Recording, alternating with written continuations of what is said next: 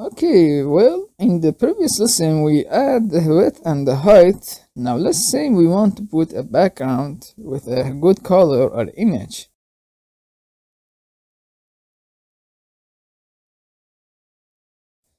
Now I add the background color and let's say it be green.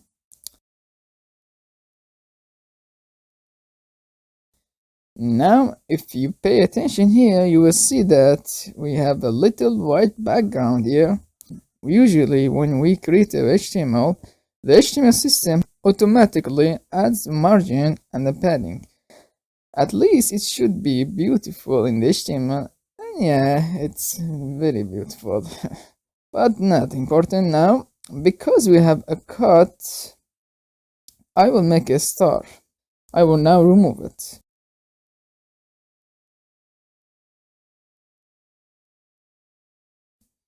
I will make it a star in a CSS. Now here the star means the whole HTML, just like the body of your website. You can call body instead, but let's say it's star, and inside it I will make a margin 0 and the padding 0, and I will explain about these two later.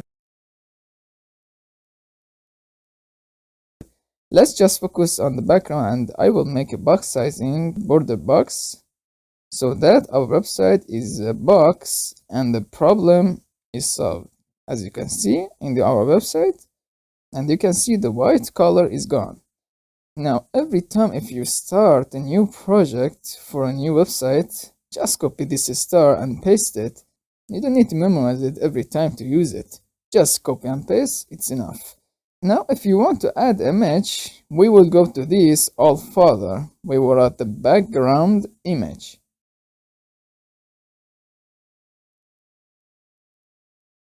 To put the image on it. And I will put a URL for it. Just type a URL and open the parentheses so that we can specify where the image located and link it in a CSS. But before that, let me add image on a folder.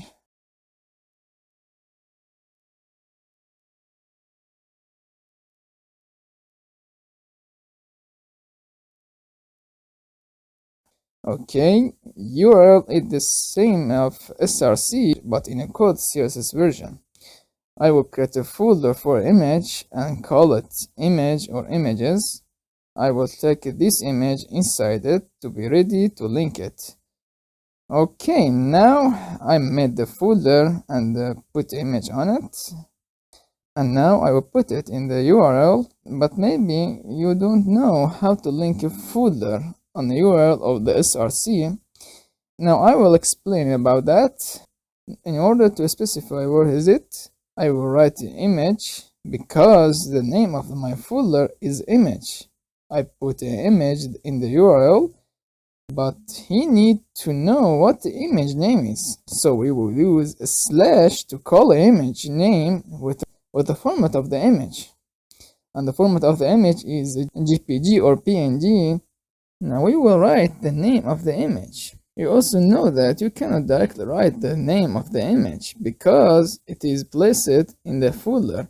And we have to write the name of folder first, and the second and the next step is the name of the image. Okay, now after creating it, we import the image and now link it in a CSS. I write the name of the folder and the name of the image.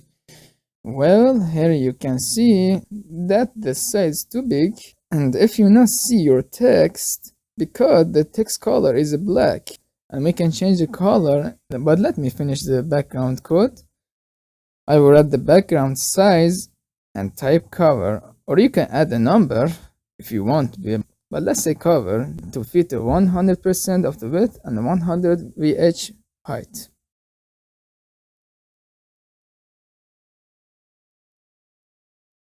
If you forget the background code, just press Ctrl space to see the code of the background.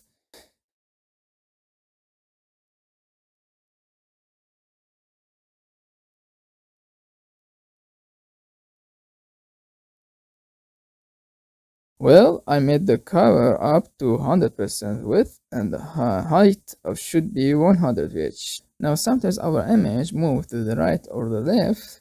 Now to adjust it, I use the background position to choose be center or left, right, but let be center now.